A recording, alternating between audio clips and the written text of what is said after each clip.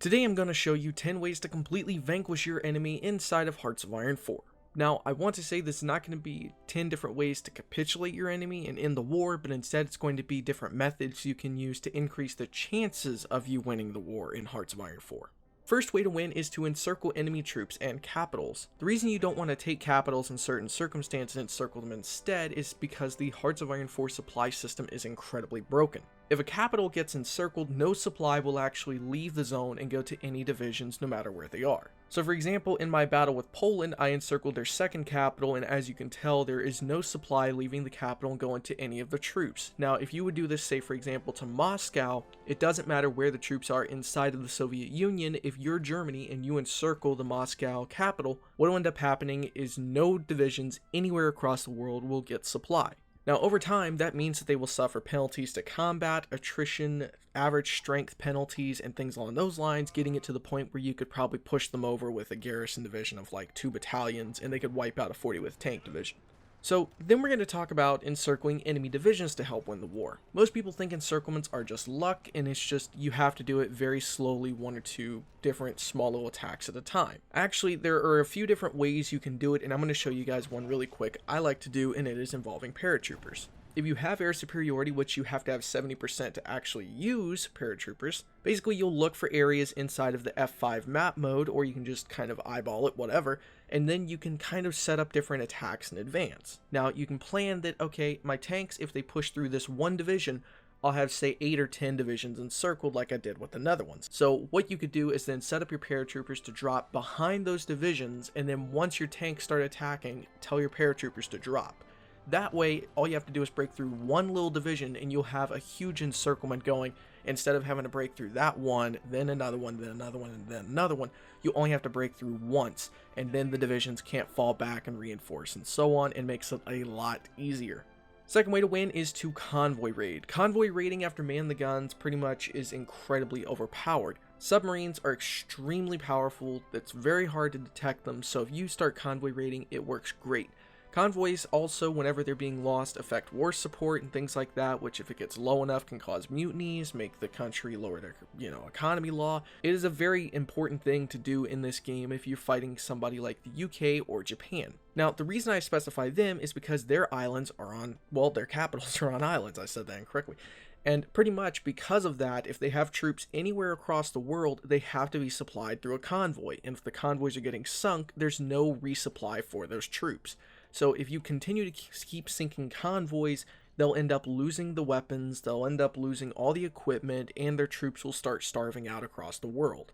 Also, that means if you keep taking out their convoys, there's no way they can trade for anything or receive their own resources over time. Third way to win is to drain the enemy's manpower if possible. I don't really do this very often because it's kind of a waste.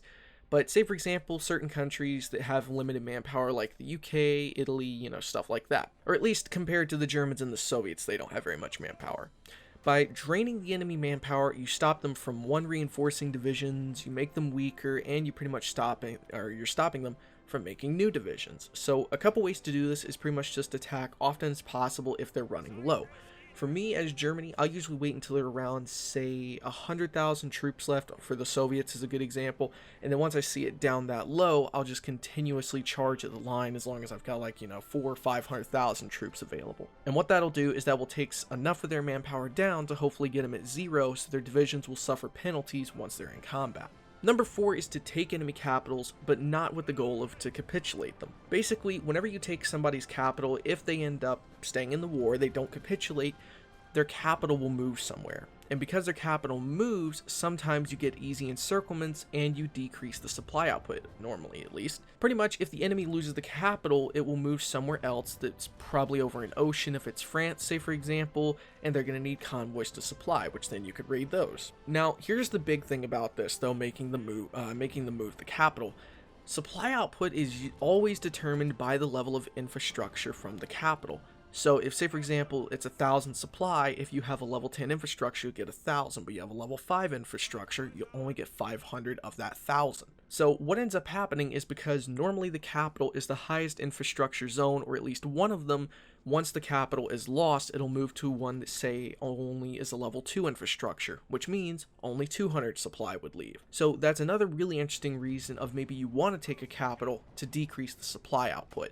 You can do this really quickly in some games by just paradropping really quick. If you're in multiplayer, people won't notice it, and it'll force their capital to move, and even when they take it back, they still won't get their new capital. It'll remain the old one until the war, or it will remain the one that is swapped to until the war is over. For number 5, you need to decide whether you're going to be going and trying to take small cities or capitals. Now, taking capitals is a quick way that the majority of people, me included, use to capitulate the enemy, but sometimes it's smarter and easier to go for smaller cities. Sometimes the AIs and even players are going to prioritize defending large cities first and then the smaller ones, so victory points pretty much are what will make the enemy surrender. Now, one thing you can do is go and look over different countries, cities, and stuff like that. Now, when you hover over a city, it will tell you how much, victory points you'll get if you take this zone from the enemy. Now, capitals are huge. They're usually ranging from 25 to 50 victory points. Then you look at the smaller cities and it's like 5, 10, maybe 15, and some even smaller cities are 20. So something really important to do is decide whether or not you're going to go for the smaller cities that are normally less defended but have less points, so you'll have to pretty much have a longer war and fight longer, or are you going to end up trying to fight for the big cities? Now, their victory points can all be determined by their war support and stability, so keep that in mind as well. Number 6 is to remove the abilities enemy to fight. Basically, there are two things people need in Hearts of Iron 4 to fight, and that's factories and resources. Without any one of these things, the other country is going to fall really, really quick. With no civilian factories, for example, they can't repair factories. Without military factories, they can't make new weapons. Without resources, they can't make new equipment and would have to trade for it. So think about this. What weapons is your enemy going to use in the war, and what can they get an advantage over you with? Take Germany and Japan, for example. Germany is obviously in multiplayer going to have really good tanks, so if the Allies want to stop them, they need to take out the tungsten supply so they can't make their medium tanks anymore. They can do that by invading Portugal or getting them to join the Allies once the war's been going on. Then that way, Germany will lose their tungsten supply and they can't make any more tanks. Another example is look at Japan. Normally they push in Asia with little resistance because the Allies concentrate mostly on Europe the majority of the time. So if the only problem is the air force for Japan, all Japan has to do is take the Dutch East Indies and British Malaya, then the Allies would lose the majority of the rubber in the world and they can't make their planes. The game is pretty much based on you need to have civilian factories, military factories, and resources, and without one of those things, you are dead in the water. For number 7, I'm going to talk about paradropping and deleting factories. Now, this should only be done in single player because the majority of multiplayer games, it is banned in there, and you will probably get kicked out pretty quickly if you get caught doing this. Basically, what you do is paradrop as many troops as you can into a zone. You can click the zone like the province first, and you'll see the outline of where it is. Then you drop as many troops as you can in there. I'm pretty sure you have to have the whole zone under your control, or like 90%, so I just try to drop in every single spot in there. Now, once they've dropped, and as long as the game is paused, or even if it's going on, you can click the little X in the top left of the factories, or whatever, and pretty much as long as you don't move your mouse and you just keep clicking delete and then click enter on your keyboard, you'll continuously delete the factories until there's nothing left, and you can win the war, essentially, because you've deleted the majority of the factories they had, and then they can't defend themselves. But next up, let's talk about number 8. Pretty much you need to have more civilian factories in total than the enemy. Now, civilian factories are by far the most important type of factory inside of Hearts of Iron 4. Without them, you can't build mills, you can't trade, you can't repair, you can't upgrade ports, you can't upgrade infrastructure. In fact, you can't build anything. Military factories are obviously important too, but civilian factories are more important. If the enemy gets more civs than you, it's going to be almost impossible to catch up unless they totally abandon the idea of trying to completely outproduce you. Now, that actually does lead me on to something else for the next part of this video, and that is strap bombing. Now, strap bombing is probably the most hated thing in Hearts of Iron 4, and not because it's necessarily bad, but because it's actually so good. With enough strategic bombers, you can totally wipe the enemy's country out, but it just depends on how you want to do it. When using strategic bombers, you get a couple ways to use them. If you manually target anything, there are a few outcomes from your choice. If you target military factories, the enemy is just going to lose the factory and is probably only going to take a few factories away at the bottom of their production line. So if you target military factories, for all you know, you could be knocking out the majority of their plane production, or you could just be knocking out the supply of their, say, AA guns that they've already got a surplus at 9,000. So it's kind of a tricky game if you're going to try to target military factories. Next up, some people say they want to target airfields at the start so that way the enemy will lose the ability to contest the bombers in the air. Now, the problem with that is their civilian factories will just heal the airfields incredibly quickly, and if it's an AI, it's going to be like nothing ever happened. Personally, I would recommend target civilian factories first. Now, if you target the civilian factories first and the enemy loses their civilian economy, there's no way they have to repair the majority of their factories, and they end up just ruining their country. There's no way they can do anything. They can't repair anything. They can't construct new stuff if their civilian factories are gone.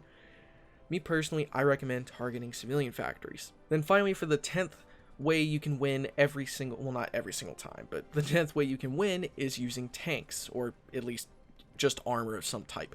Armor is definitely by far one of the most important things you should ever make in Hearts of Iron 4. If you have it and the enemy doesn't counter you with tanks, AT, or CAS, you are unstoppable. Anything you engage without a way to pierce your armor or stop you in some way, it's going to get brushed aside like it's nothing. Something important though that not a lot of people know is you need to know the difference between the armor types. Inside of the armor icon, you'll see 3 little buttons. One of them is an AA tank, one of them is an artillery tank, or I like to call it SPRT. The AA tank is SPAA, and then a tank destroyer, which is SPAT. Now, they all have different areas that they specialize in along with the main tank itself. SPAA is there to help remove the penalty and take down enemy planes if you don't have air superiority and you're being bombed, so your unit will be able to shoot down the planes. Self-propelled artillery is pretty much good only to engage soft targets like infantry, just basically infantry. And SPAT, or the tank destroyer, is just basically a tank destroyer that will increase the piercing to attack the enemy tank divisions you're going up against. Usually you'll only need probably 1 or 2 of these in divisions because it will boost your armor or your piercing up so high anyway with only 1 or 2 of them, so that's something really cool. And then finally we have the basic tank itself, and normally it's just there to boost up the armor. It's got a decent amount of soft attack, and it's kind of there for a backup, if you will. You really shouldn't think of it too much as a backup tank, but it's just supposed to be all around good for everything. It's got okay piercing, it's got okay soft attack. It's mainly good with breakthrough, but if you want something specific, like you want to engage enemy infantry, you need to use your tanks with self-propelled artillery. If you want to engage enemy tanks, you need to have a couple tanks in there to boost your armor, but then use your tank destroyers to boost up, your piercing on there so you can actually destroy them. So guys, that is pretty much 10 ways that you will be able to win the majority of your Hearts of Iron 4 games and turn them in your favor. Hopefully you guys enjoyed this. Please don't forget to subscribe, as it will help my channel out, and you guys will get notified whenever I make new videos, like 10 ways to make people rage quit Hearts of Iron. I don't know. Anyway guys, thank you for watching. I will see you guys next time. Stay awesome.